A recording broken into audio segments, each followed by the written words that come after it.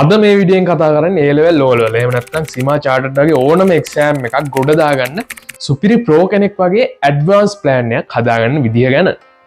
මේක අතර මම plan කරපු විදිය මම A level low level කරන කාලේ ඉතින් මට ප්‍රතිඵල තිබ්බා.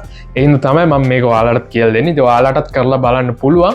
අනිවාර්යෙන් ඔයාලටත් ප්‍රතිඵලයක් හම්බෙයි. මේක හැබැයි මේ විදියට මට අතරම මම මේ වැඩ කරන කාලේ තව මට කලින් මේ වගේ වීඩියෝ එකකින් හම්බුණා නම් මම අතරම මේ ඒ දාපු රිසල්ට එකට වඩා හොඳ රිසල්ට එකත් අප යන්න තිබ්බ. ඉඳ මං ඔයාලන් ඉල්ලනවා මේ වීඩියෝ එකෙන් උපරිම ප්‍රතිඵලය ගන්න කියලා. මේ ඇඩ්වාන්ස් ප්ලෑනින් ටෙක්නික් එක මම එහෙනම් ඔයාලට ස්ටෙප්ස් 3කින් ඉක්මනින් හරියටම කියලා දෙන්න. එහෙනම් අපි යමු අද වීඩියෝ එකට.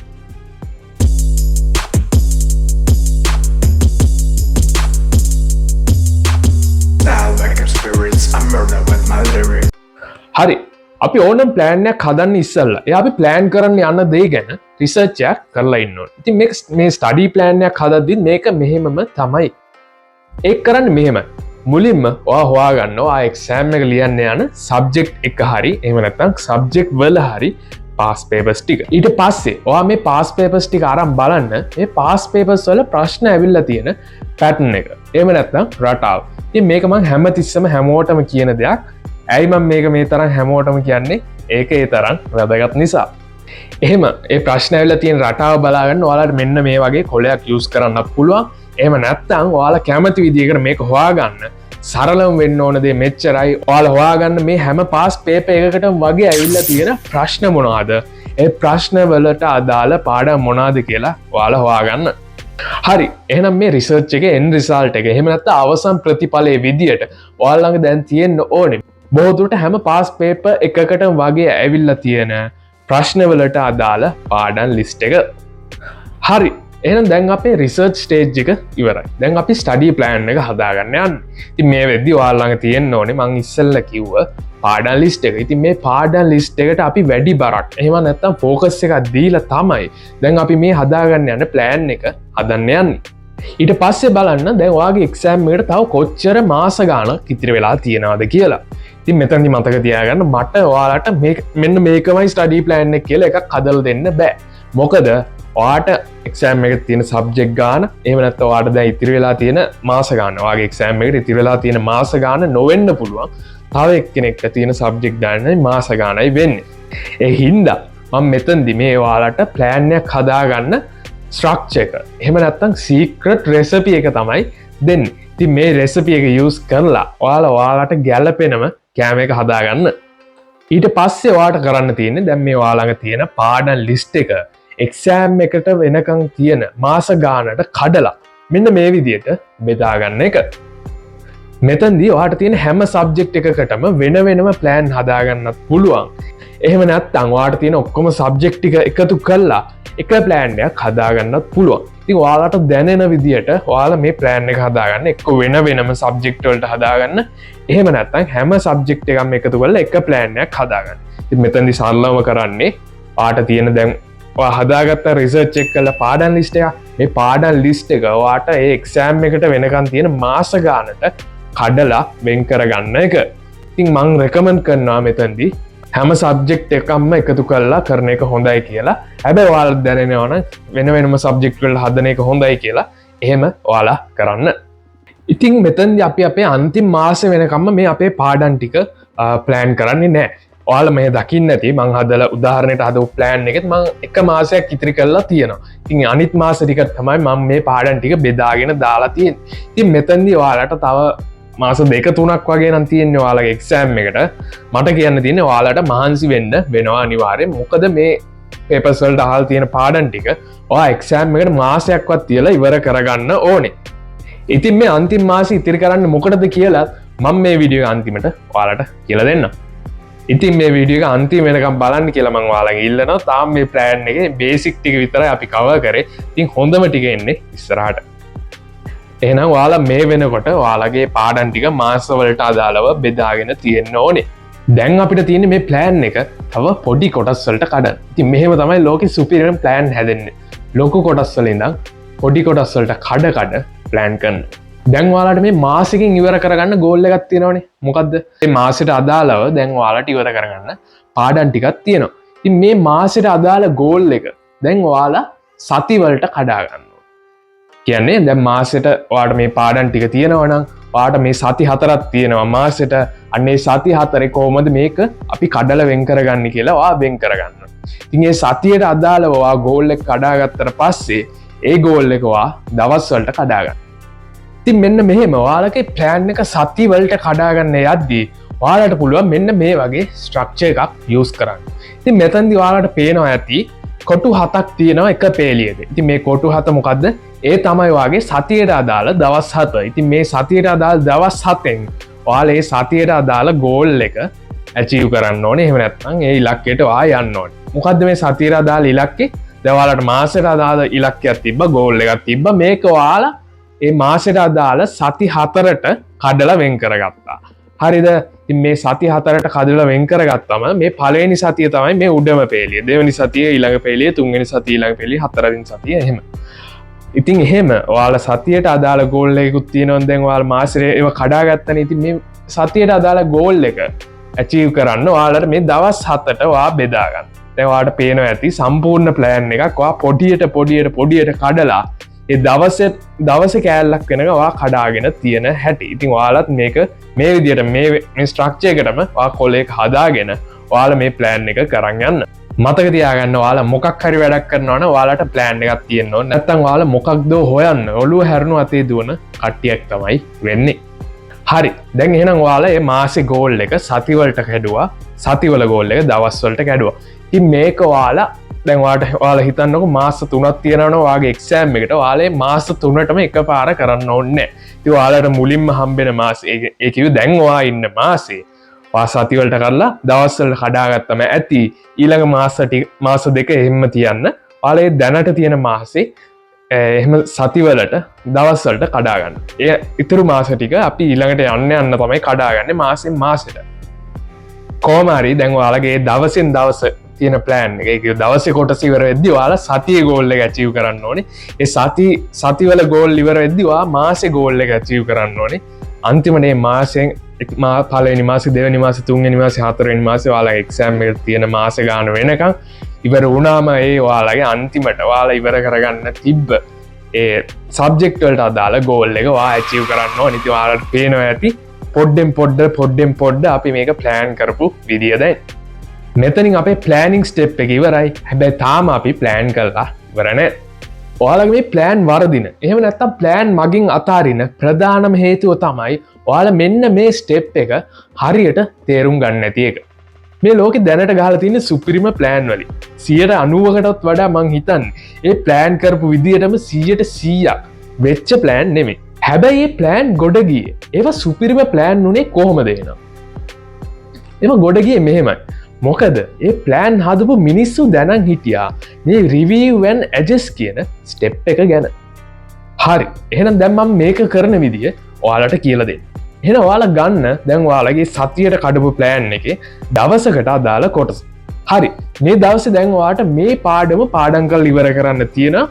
ඔයාට මේ පේපර් එක කරලා ඉවර කරන්න තියෙනවා. ඉතින් ඇත්තටම බැලුවොත් මේක අනිවාර්යෙන් වෙන දෙයක් නේ. ඔයාලට මෙහෙම වැඩ කරගන්න බැරි වෙලා ඒ වැඩ ගොඩ ගැහුනම තමයි ඔයාලා මේ ප්ලෑන් අතාරින්නේ. දැන් මෙහෙම වෙද්දි ඔයාලා කලබල වෙන්න එපා. ඔයාලා හොඳට හිතර ගන්න මේක සාමාන්‍යයෙන් වෙන දෙයක්. හොඳටම ප්ලෑන් කරන කෙනෙක්ට උනත් වෙන්න පුළුවන් දෙයක්.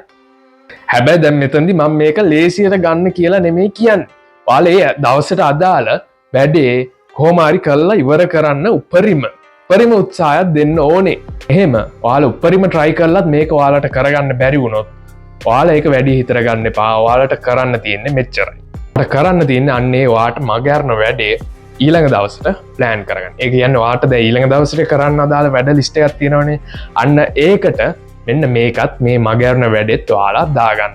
අන්න එහෙම ඒ දාගත්තට පස්සේ ඔයාලා ඒ ඊළඟ දවසේ මුලින්ම කරලා ඉවර කරන්න ඕනේ මෙන්න ඔයාට මේ මගහැරුණ වැඩේ. හරිද? අන්න ඒ මගහැරන වැඩේ ඔයා ඊළඟ දවසේ කරලා ඉවර වුණාන් පස්සේ තමයි ඔයාට ඒ ඊළඟ දවසට අදාළ ඔයාට කරන්න තියෙන වැඩවලට යන්න පුළුවන්. ආයෙත් කියනවා ඔයාට මේ මගහැරන වැඩේ ඔයා ඊළඟ දවසේ මුලින්ම කරලා ඉවර වෙලා තමයි ඔයාට ඊළඟට ඒ දවසට අදාළව කරන්න තියෙන වැඩවලට යන්න පුළුවන්. මෙතනදී ඔයාලට මහන්සියක් වෙන්න වෙනවා. මොකද ඔයාලා මේ වැඩක් මිස් කරගන්නවා කියන්නේ ඔයාලට ඊළඟ දවසේ වැඩිපුර මහන්සියක් වෙන්න වෙනවා. ඔයාලා ඒ දවසකට අදාළ වැඩ මිස් කරගන්නේ ගොඩක් දුරට වාගේ කම්මැලිකම. එහෙම නැත්නම් වාගේ ඩිසිප්ලින් එක. එහෙම නැත්නම් විනය මදිකම හින්දා. එතකොට වාට ඊළඟ දවසේ වැඩිපුර මහන්සියක් වෙන්න වෙනවා අනිවාර්යෙන්. ඒ හින්දා මෙන්න මේ දේ ඔයාලා හොඳට මතක තියාගන්න. ඔයා දවසක වැඩ කම්මැලිකම නිසා ඔයා මගේ අරගන්න යනවනම් ඔයාලා මතක තියාගන්න. මං අද කම්මැලි වුණොත් මට වැඩ ගොඩ ගයිලා හෙට වැඩිපුර මහන්සි වෙන්න වෙනවා කියලා. මේක තමයි රිවිව් ඇන්ඩ් ඇඩ්ජස්ට් කියන දේෙන් සරලවම වෙන්නේ. මොකක් හරි ඔයා ප්ලෑන් කරපු දෙයක් මග ඇරුණම ඔයාලා ඒක ඊළඟ දවසට ප්ලෑන් කරලා ඒක මුලින්ම ඉවර කරගන්න එක තමයි මෙතනදී සරලවම වෙන්නේ.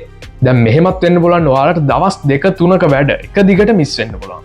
ඔයාලට මොකක් හරි වැඩක් වැටෙන්න පුළුවන්. ඔයාලට උත්සවයකට යන්න වෙන්න පුළුවන්. ඔයාලට වෙන මොකක් හරි වෙන්න පුළුවන්. මේවා සාමාන්‍ය ජීවිතේ වෙන්න පුළුවන් දේවල්.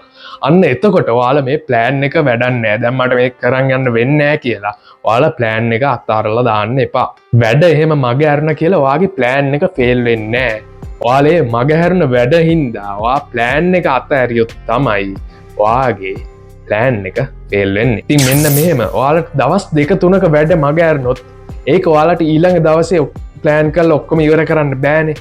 එහෙනම් මෙතනදී අපි කරන්නේ ඔයාලේ මග ඇරෙන වැඩ ටික ඔයාට ඉස්සරහට තියෙන දවස් 2-3කට එහෙම නැත්නම් 4-5කට කඩල වෙන් කරලා ඒ වාගේ ලිස්ට් එකට ඒ දවසකට අදාළ ලිස්ට් එකට දාගන්න. එහෙම දාගත්තයින් පස්සෙත් ඔයාලා හොඳට මතක තියාගන්න එදාට ඒ ප්ලෑන් කරපු දවසට අදාළ දවසේ ඔයාලා මුලින්ම ඉවර කරගන්න ඕනේ මග ඇරුණ වැඩේ කොටස. ඒ වැඩේ කොටස ඉවර කළා තමයි ඔයාලේ දවසට අදාළ වැඩේ ඉවර කරගන්න යන්නේ. ඉතින් මේක තමයි ප්ලෑන් එක රිවිව් කරලා ඇඩ්ජස්ට් කරනවා කියන එකේ හරිම විදිහ. මතකනේ සුපිරි වැඩෝ ප්ලෑන් අතාරින්න ඒකලොන් කරන්නේ රිවිව් කරලා ඒකලොන්ටත් වැඩ මග ඇරෙනවා. ඉතින් ඒ වැඩ ඒකලොන් මෙහෙම රිවිව් කරලා ඒවා ඒ ඉස්සරහා දවස්වලට ප්ලෑන් කරලා කොහොම හරි කවර් කරලා ඒකලොන්ගේ ප්ලෑන් එකට යනවා. ඉතින් ඔයාලා මේ වෙනකම් හිතන්නේ නැති කොහොමද මේ ප්ලෑන් ගහන්නේ කට්ටිය කොහොමද මේ ප්ලෑන් හරියන්නේ මට මේම හරියන්නේ නැහැ මට වැඩ මග යනවා එතකොට මම ප්ලෑන් අතාරිනවා මේ ප්ලෑන් කරලා නම් වැඩක් නැහැ. ඉතින් හරියටම ප්ලෑන් එකක් ගහන්න මෙන්න මේවයි කියලා අද ඔයාලට තේරෙන්නේ නැති. තව පොඩි දෙයක් මෙතනදී ඔයාලා ඔයාලගේ මාසේ ප්ලෑන් එක වෙනස් කරගන්න යන්න එපා. මාසේ ප්ලෑන් එක කියන්නේ මාසේ ගෝල් එක පුළුවන් තරම් ඔයාලා සතියට අදාළ දවස් එහාට මෙහාට කරගෙන සතියේ ගෝල් එහාට මෙහාට කරලා කොහොම හරි ඇඩ්ජස්ට් වෙලා ඔයාලා මාසේ ගෝල් එකට යන්න බලන්න. මොකද මාසේ ගෝල් එකක් වෙනස් කරනවා කියන්නේ ඔයාලා ලොකු දෙයක් වෙනස් කරන්න වෙනවා. කොහොම හරි ඔයාලා මේ සතියේ ගෝල් වෙනස් කරගෙන දවසේ ගෝල් වෙනස් කරගෙන ඔයාලගේ ප්ලෑන් එක ඇඩ්ජස්ට් කරගන්න වැඩ මග ඇරුණොත් හරි එහෙනම් දැන් මෙන්න මම ඔයාලට එක්සෑම් එකට සුපිරි ප්ලෑන් එකක් හදාගන්න විදිය ගැන කියලා දුන්නා. හරි දැන් ඔයාලට මං එහෙනම් කිව්වනේ ඔයාලට මාසයක් එහෙම නැත්නම් මාස එකමාරක් තියලා මේ ප්ලෑන් එක ගහලා ඉවර කරගන්න කියලා. ඒ අන්තිම මාසෙ එහෙම නැත්නම් මාස එකමාර නැත්නම් මාස දෙක වුණා. වැඩ කරන්නේ මෙහෙමයි. දැන් ඔයාලා ප්ලෑන් එක ගත්තේ ඔයාලා හැම පේපර් එකකටම ඇවිල්ලා තියෙන ප්‍රශ්න අරන් ඒ ප්‍රශ්න ඇවිල්ලා තියෙන පාඩම් වලින් ඔයාලා මේ ප්ලෑන් එක හදාගත්තේ. දැන් එහෙනම් ඒ ටික ඔයාලා බලලා ඉවරයි පාඩම් කරලා ඉවරයි. දැන් ඔයාලට තියෙන්නේ මේ ඔයාලා පේපර් වල හැමතිස්සම ඇවිල්ලා කියලා දැක්කේ නැති පාඩම්. කියන්නේ හැම පේපර් එකකටම ඇවිල්ලා නෑ වගේ ඔයාලා දැක්කේ. ඒ හින්දා ඔයාලා ගත්තේ නැති ප්ලෑන් එක හදන්න.